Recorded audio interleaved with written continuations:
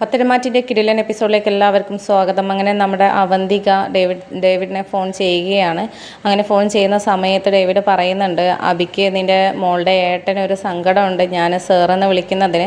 പക്ഷേ എൻ്റെ നാഗേന്ദ്രൻ സാറിൻ്റെ മകനെ ഞാൻ സാറെന്നല്ലാതെ പേരെടുത്ത് വിളിക്കാനൊന്നും എന്നെക്കൊണ്ട് കഴിയത്തില്ല എന്നൊക്കെ പറയുന്നുണ്ട്. അപ്പോൾ ആ സമയത്ത് അവന്തിക പറയുന്നുണ്ട്, എന്നാൽ പിന്നെ എന്നെ വിളിക്കുന്നത് പോലെ മോളെന്ന് വിളിച്ചൂടെ എന്നൊക്കെ പറയുമ്പോൾ അതൊന്നും വേണ്ട, ഞാൻ സാറെന്ന് വിളിക്കുമ്പോൾ ഇവിടുത്തെ സ്റ്റാഫിനും ഒരു വിലയുണ്ടാകും, അവരാ ബഹുമാനം കൊടുക്കും, എൻ്റെ നാഗേന്ദ്രൻ സാറിൻ്റെ മകനല്ലേ, ആ ഒരു ബഹുമാനം അവന് കിട്ടിയേ പറ്റുകയുള്ളൂ എന്നൊക്കെ ഇങ്ങനെ പറയുന്നുണ്ട്.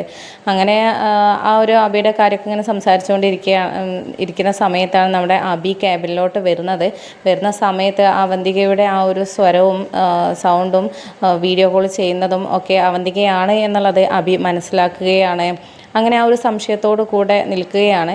അപ്പോൾ നമ്മുടെ ഡേവിഡിനാകട്ടെ അബി ഫോൺ ചെയ്യുന്നത് കണ്ടോ, നേരിട്ട് ആ ഒരു വീഡിയോ കോളിൽ ആരാ ഉള്ളത് കണ്ടോ എന്നൊക്കെ ഇങ്ങനെ അറിയാനായിട്ടുള്ള ഒരു പേടിയോടുകൂടെ ചോദിക്കുന്നുണ്ട്. സാർ എന്തെങ്കിലും കണ്ടായിരുന്നു എന്നൊക്കെ ചോദിക്കുമ്പോൾ ഒന്നും കണ്ടില്ല, എന്ത് പറ്റിയെന്നൊക്കെ ചോദിക്കുമ്പോൾ ഒന്നുമില്ല, അത് പിന്നെ ഞാനൊരു ബിസിനസ് കാര്യം സംസാരിക്കുകയായിരുന്നു, അതാണ്, പുതിയൊരു ബിസിനസ് കാര്യമാണ്, അതുകൊണ്ടാണ് കണ്ടായിരുന്നു എന്നൊക്കെ ചോദിക്കുന്നത് എന്നൊക്കെ പറയുന്നുണ്ട്. അപ്പോൾ ആ സമയത്ത് അബി പറയുന്നുണ്ടില്ല, ഞാനും അക്കാര്യത്തെക്കുറിച്ച് സംസാരിക്കാനാണ് വരുന്നത്, ഓണമൊക്കെ അല്ലേ വരുന്നത്, അതിന് മുമ്പേ നമ്മുടെ ചില മാറ്റങ്ങളും ഒക്കെ കൊണ്ടുവരണമല്ലോ, അതിനൊക്കെ വേണ്ടിയിട്ട് നമ്മുടെ നവ്യയുടെ കാര്യവും നവ്യയുടെ മോഡലിങ്ങിൽ നിന്ന് മാറ്റി പിടിച്ചിട്ട് വേറെ പുതിയ മുഖമായിട്ട് വരുന്ന പുതുമുഖത്തെ കൊണ്ടുവന്നാലോ, പുതിയ ഒരു പെൺകുട്ടിയെ കൊണ്ടുവന്നാലോ എന്നൊക്കെ ചോദിക്കുന്നുണ്ട്. അപ്പോൾ ആ സമയത്ത് അതൊന്നും ചെയ്യാൻ പാടില്ല എന്നൊക്കെ ഇങ്ങനെ പറഞ്ഞിട്ട് മാക്സിമം അവിടെ അബി നമ്മുടെ നവ്യയുടെ ആ ഒരു ജോലി തെറിപ്പിക്കാനുള്ള ആ ഒരു ശ്രമത്തിലാണ് നിൽക്കുന്നത്. പക്ഷേ നമ്മുടെ ഡേവിഡിനാകട്ടെ ആ കാര്യത്തെക്കുറിച്ച് എന്താണ് ഇപ്പോൾ ഇവൻ ഇങ്ങനെ പറയുന്നത് എന്നുള്ളതൊന്നും മനസ്സിലാകുന്നില്ല. അപ്പോൾ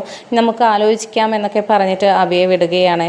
അങ്ങനെ പോകുന്ന സമയത്ത് അബി ഒരു സംശയത്തോടു കൂടെ ഇങ്ങനെ നോക്കുകയാണ്. എന്നാലും അവന്തിക എന്തിനാണ് ഡേവിഡ് സാറുമായിട്ട് സംസാരിക്കുന്നത്, ഇവർ തമ്മിൽ എന്താ ബന്ധം എന്നൊക്കെ, എന്നിട്ട് നവ്യ മുഖാന്തരമാണോ ഇനി ബന്ധം എന്നുള്ള ആ ഒരു സംശയമൊക്കെ അബിയുടെ മനസ്സിലോട്ട് വരികയാണ്. അങ്ങനെ പിന്നീട് അബി ജലജയെ ഫോൺ വിളിക്കുന്നുണ്ട്. എന്നിട്ട് അവൾ അവിടെയുണ്ടോ എന്നൊക്കെ ചോദിക്കുമ്പോൾ, ആരെയാണ് നീ ചോദിച്ചത്, നിൻ്റെ ഭാര്യയാണോ എന്നൊക്കെ ചോദിക്കുമ്പോൾ അവളല്ല, എൻ്റെ അനിയത്തി ഉണ്ടല്ലോ, അവൾ അവിടെയുണ്ടോ എന്നൊക്കെ ചോദിക്കുമ്പോൾ അവളിവിടെ ഇല്ല, ഇതുവരെ വന്നിട്ടില്ല, നീ പോയതിന് പിന്നാലെ പോയതാണ്, പിന്നെ ഇങ്ങോട്ട് വന്നിട്ടേ ഇല്ല എന്നൊക്കെ പറയുന്നുണ്ട്. അപ്പോൾ ആ സമയത്ത് അബി ചോദിക്കുന്നുണ്ട്, അമ്മ വിളിച്ച് അന്വേഷിച്ചില്ലേ എന്നൊക്കെ ചോദിക്കുമ്പോൾ ഞാൻ അവളെക്കുറിച്ചൊന്നും അന്വേഷിച്ചിട്ടില്ല, അവളെന്തായാലും തെറ്റായ രീതിയിലൊന്നും പോകാനൊന്നും പോകുന്നില്ല, സമയമാകുമ്പോൾ ഇങ്ങ് വന്നോളും എന്നൊക്കെ ഇങ്ങനെ ആ ഒരു ലാഘവത്തോടു കൂടെ ഇങ്ങനെ പറയുകയാണ് ജലജ.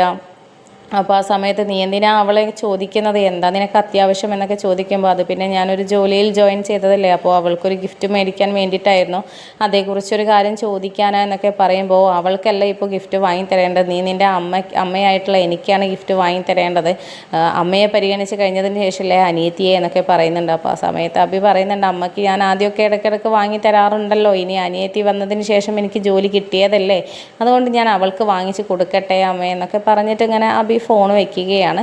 ഫോൺ വെച്ചതിന് ശേഷം നമ്മുടെ അബിയുടെ മനസ്സിലോട്ട് ഈ ഒരു സംശയം തന്നെ വരികയാണ്, മാളവികയും നമ്മുടെ ഡേവിഡുമായിട്ട് മാളവികയല്ല അവന്തികയും ഡേവിഡുമായിട്ട് എന്താണ് ബന്ധം, വീഡിയോ കോൾ ചെയ്യാൻ മാത്രമുള്ള ബന്ധം അവർ തമ്മിലുണ്ടോ, ഒരു മകളോട് അച്ഛൻ സംസാരിക്കുന്ന രീതിയിലാണല്ലോ ഈ ഡേവിഡ് സംസാരിച്ചിരിക്കുന്നത്, ഇവരെങ്ങനെയാണ് ബന്ധം, എന്തൊക്കെയോ ദുരൂഹതകളും ചതികളും ഇവിടെ ഒളിഞ്ഞിരിപ്പുണ്ട്, അത് കണ്ടെത്തിയേ പറ്റൂ എന്ന് അബി തീരുമാനിച്ച് ഉറപ്പിക്കുകയാണ്.